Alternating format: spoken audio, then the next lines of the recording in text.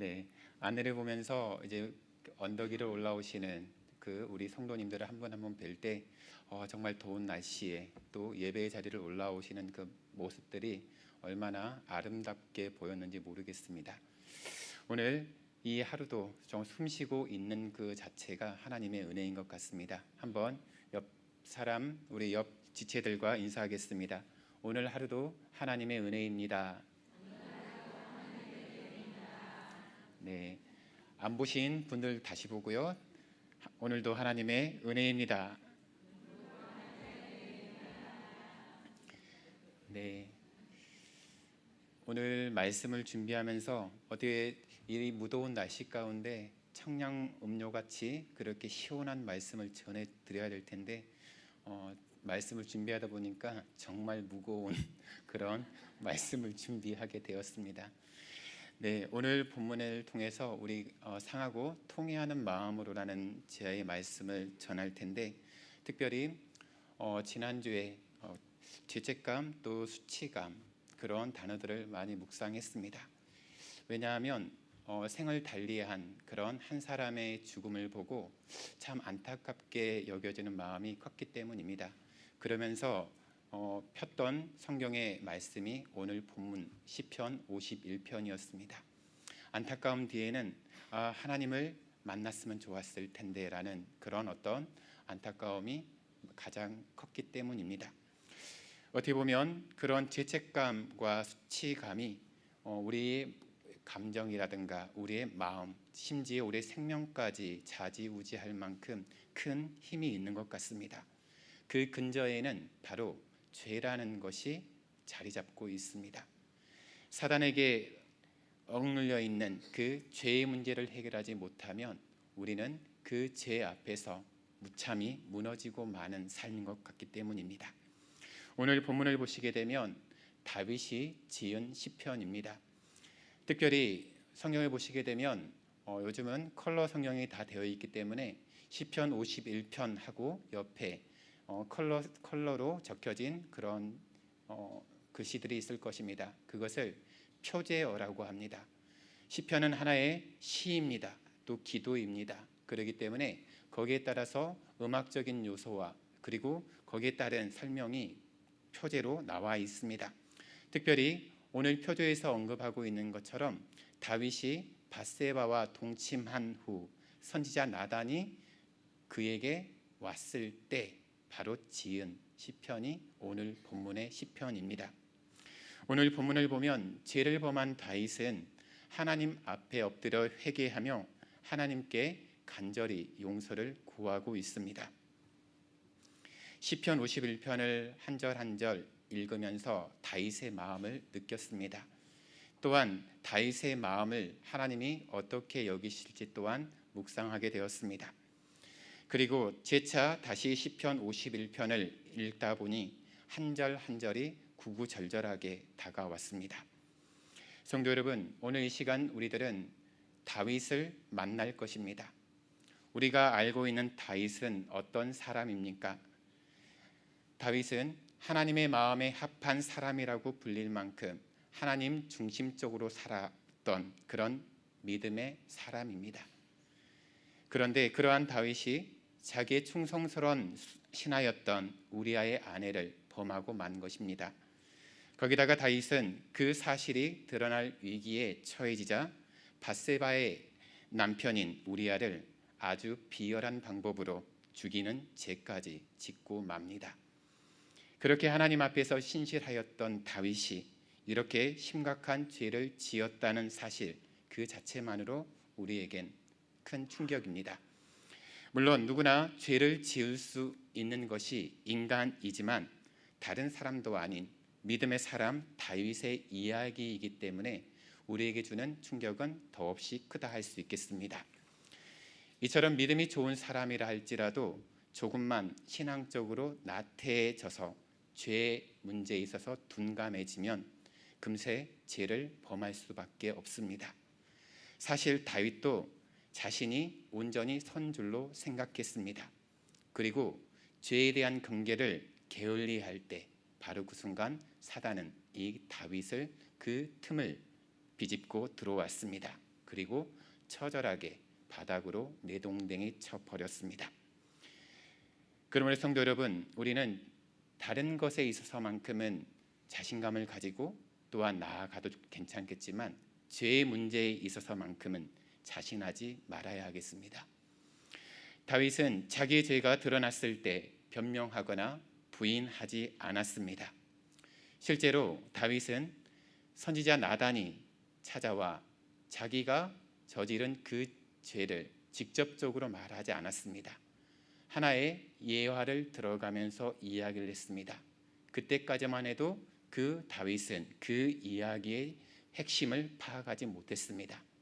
그래서 선지자 나단이 이제 직설적으로 바로 당신이 그 죄인입니다 라고 꼬집어 주었을 때 바로 그때 이 자기가 저지른 죄가 어떤 것인지를 바로 보게 되었습니다. 바로 선지자 나단이 다윗의 죄를 지적하였을 때 이 다윗은 자신이 저지른 죄를 솔직히 인정하였습니다. 이렇게 다윗이 자신의 죄에 대하여 인정하고 고백할 때 하나님은 다윗의 죄를 용서하여 주셨습니다. 그러나 죄를 인정하고 고백하는 것은 결코 쉬운 일이 아닙니다. 사람은 죄를 지으면 죄에 대하여 핑계를 대거나 또한 죄를 은폐하려는 경향이 있습니다. 그 이유는 지은 죄가 수치스러운 것일 뿐만 아니라 그 죄로 인한 처벌이 두렵기 때문입니다. 그러므로 죄를 인정하고 고백하는 일은 상당한 용기가 필요한 일입니다. 사실 다윗의 입장에서 그가 죄를 인정하는 것은 엄청난 파장을 불러올 수 있는 일이었습니다. 왕의 자리에서 쫓겨날 수도 있었고 또한 지금까지 이루었던 모든 것을 한순간에 잃을 수도 있기 때문입니다. 심지어는 자기의 생명까지도 잃을 수 있었습니다. 율법대로 한다면 다윗은 죽어 마땅한 사람이었습니다. 이러한 상황에서 자기 죄를 인정한다는 것 정말 쉽지 않은 일입니다. 그렇지만 다윗은 그 모든 것을 잃는다고 해도 자기 죄를 솔직하게 인정할 줄 아는 신앙의 용기를 가진 사람이었습니다. 우리가 다윗을 높게 평가하는 이유가 바로 이 부분에 있습니다. 성도 여러분, 우리도 다윗과 같아야 합니다. 오해하지 마십시오. 죄를 짓는 일에서 다윗과 같아서는 안 됩니다. 죄를 인정하고 고백하는 일에 있어서 다윗과 같아야 된다라는 말씀입니다. 굳이 다윗처럼 그 죄를 지을 필요가 없습니다. 다만 죄를 인정하는 그 자리에서 다윗이 보여주었던 이 신앙의 용기를 가진 사람이 되어야겠습니다. 그리고 진심으로 죄를 인정하고 고백하면 하나님이 용서하실 것이라는 믿음 또한 가지고 나아가십시오. 다윗이 범한 죄는 율법적으로 보면 도저히 용서받기 어려운 죄입니다. 간음 또 살인, 이 두 가지 제목은 율법에서 모두 극형, 죽이라는 그런 죽음으로 다스리도록 규정된 큰 죄입니다. 그런데도 다윗은 하나님의 인자하심과 자비하심에 의지하여서 용서를 호소하고 있는 것입니다. 참으로 다윗은 지금 하나님께 가당치도 않은 간구를 하고 있는 것처럼 보여집니다. 그런데 놀랍게도 하나님은 그러한 다윗의 간구를 뿌리치지 않으셨고 다윗이 기도했던 그대로 다윗의 죄를 사하여 주셨다는 사실입니다. 죄를 지었으면 하나님께 자백하고 용서를 구해야 합니다. 하지만 분명히 짚고 넘어갈 부분이 있습니다. 하나님께 죄를 자백하고 용서를 구한 이후에도 동일한 죄를 반복해서 저지른다고 한다면 심각한 문제가 있습니다. 이것은 매일 큐티해야지 해놓고 작심삼일을 반복하는 것과 같은 신앙생활에서 드러나는 사소한 연약함과는 아주 다른 이야기입니다. 하나님 앞에 회개하고 용서를 구해놓고 또다시 동일한 범죄를 저지른다는 것은 살아계신 하나님을 기만하는 행위입니다. 오늘 본문을 묵상하면서 유진 피터슨의 메시지 성경을 번역본으로 참고했습니다. 그런데 16절이 아주 재미있게 번역이 되어 있었습니다. 제가 읽어드립니다. 주께서는 신용만 하는 것을 기뻐하지 않으시고 완벽한 연기라도 달가워하지 않으십니다. 네, 신용만 하는 것, 그리고 진짜인 것처럼 완벽한 연기라 할지라도 하나님은 기뻐하지 않으신다는 겁니다. 분명한 것은 하나님께서는 우리의 마음 중심을 보신다는 사실입니다. 하나님은 다윗이 진심으로 참여하는 것을 보시고 다윗의 죄를 용서하여 주셨습니다. 우리가 성경을 읽어 나갈 때 다윗이 밧세바를 범한 이후에 회개하고 용서함 받았습니다. 혹시 성경을 읽어 나가면서 다윗이 그와 똑같은 간음을 저지른 이야기, 살인을 저지른 이야기가 성경에 나와 있습니까? 없습니다. 그렇게 따지면 다윗의 회개는 참된 회개였습니다. 왜냐하면 죄에서 돌이켰기 때문입니다. 다시 그 길을 걸어가지 않고 바로 올바른 길로 걸어갔기 때문입니다. 하지만 그로 인해서 다윗이 겪어야 할 고난이 기다리고 있었습니다. 밧세바를 범한 그 죄는 용서함 받았지만 그로 인해서 얻었던 아이는 죽음을 당하게 됩니다. 그리고 이후에 한참의 시간이 지난 이후에 압살롬의 반란을 통하여 큰 어려움에 직면하게 되어집니다. 16절과 17절을 보면 다윗은 이렇게 고백합니다. 한번 16절, 17절을 함께 읽어보겠습니다. 주께서는 제사를 기뻐하지 아니하시나니 그렇지 아니하면 내가 드렸을 것이라. 주는 번제를 기뻐하지 아니하시나이다. 하나님께서 구하시는 제사는 상한 심령이라. 하나님이여 상하고 통회하는 마음을 주께서 멸시하지 아니하시리이다. 아멘. 하나님은 이스라엘 백성들에게 제사를 드리도록 명하셨지만 제물이 탐이 나서 제사를 드리라고 요구하신 것이 아닙니다. 이 세상의 모든 것이 하나님의 소유인데 그 가운데 하나님이 탐낼 것이 무엇이 있겠습니까? 성도 여러분, 하나님이 원하시는 것은 따로 있습니다. 조금 전에 읽었던 16절, 17절에서 다윗의 고백을 살펴보시면 하나님이 구하시는 제사는 상한 심령이라고 말합니다. 즉 하나님은 상한 심령의 제사를 기뻐하신다는 말씀입니다. 이것이 무슨 말입니까? 하나님은 짐승의 기름진 제물을 드리는 형식적인 제사가 아니라 깨지고 상하여 기댈 곳 없는 하나님의 백성이 그 상한 마음으로 하나님께 나아오는 것을 참 제사로 기뻐 받으신다는 말씀입니다. 하나님은 죄인들을 너무도 사랑하시기 때문에 그들이 하나라도 망하지 않고 다 구원에 이르기를 간절히 바라셨기 때문에 죄인들이 구원에 이르는 것이 하나님의 소원이었기 때문에 하나님은 이처럼 상한 심령의 제사를 기뻐하시는 것입니다. 그러므로 성도 여러분, 우리가 하나님의 마음을 아프게 하는 죄를 지었을 때 상한 마음을 가지고 하나님께 엎드림으로 나아갑시다. 하나님은 죄를 미워하시지만 상한 심령으로 나오는 사람을 멸시하지 않으신다라고 오늘 말씀은 분명히 우리에게 전달하고 있습니다.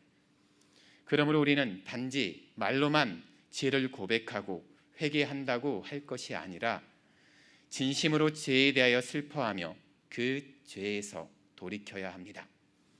우리가 죄로 인하여 하나님 앞에서 가져야 할 것이 바로 상한 심령이고 바로 상하고 통회하는 마음입니다. 상한 심령, 바로 찢겨져 상처난 심령입니다. 온전했던 나의 마음이, 나의 영혼이 죄를 지음으로 말미암아서 처참히 찢어지고 상처난 그 마음입니다. 더 쉽게 이야기하면 있는 모습 그대로입니다. 그리고 상하고 통회하는 마음은 진심으로 죄를 깊이 뉘우치고 회개함을 통해서만 가질 수 있는 마음입니다. 다윗은 누구보다 위기가 많았던 사람이었습니다. 사울왕의 못난 시기로 도망 다녀야 했었고, 갑작스런 아들 압살롬의 반역으로 신발도 신지 못한 채 허둥지둥 정신없이 도망을 가야 했던 때도 있었습니다. 그러나 무엇보다 다윗의 최대 위기는 우리아의 아내 밧세바와 동침하고 그것을 은폐하기 위하여 바로 밧세바의 남편 우리아를 정말 비열한 방법으로 죽인 것이 나단 선지자에 의하여서 바로 드러나게 되었을 때입니다. 어떻게 보면 수치스럽습니다.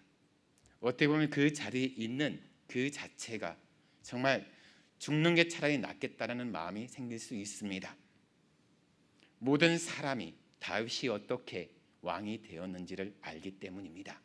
그리고 어떻게 하나님과 함께하였고 또한 매 순간 하나님의 은혜를 경험한 사람이었기 때문에 바로 그 다윗이 이렇게 무너진 그 순간 다윗 자신은 얼만큼 비참했을까요? 그 수치스러움은 그 어떤 역경보다도 몇 배나 그 몇 갑절로 힘들었을 것입니다. 그러나 다윗은 그 어떤 경우에도 자신의 삶을 포기하지 않았습니다. 다윗은 치명적인 역경과 또한 그보다 더 치명적이었던 수치스러움 속에서도 그 삶을 포기하지 않고 하나님을 붙잡았습니다. 물론 죄인인 건 분명합니다. 그것도 죽을 죄인인 게 분명합니다. 용서함 받을 수 없는 죄를 저지른 게 분명합니다. 하지만 다윗은 자기의 죄를 깊이 회개했습니다. 그리고 성경의 기록처럼 다윗은 그 회개가 진짜였다는 것이, 진심이었다는 것이 그 죄를 반복하지 않고 또한 그 죄에서 돌이켜 다시 하나님을 온전히 사랑하는 자리로, 하나님을 드러내는 자리로 겸손히 있었기 때문입니다.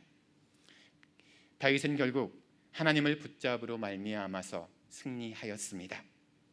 사람을 넘어서 하나님의 마음에까지 합한 사람이 된 것입니다.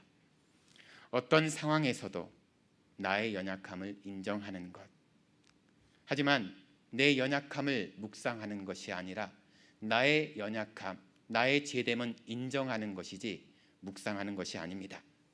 붙드는 것이 아닙니다. 내가 내 죄, 내 연약함을 인정한 그 다음은 바로 하나님의 크심을 붙드는 것입니다.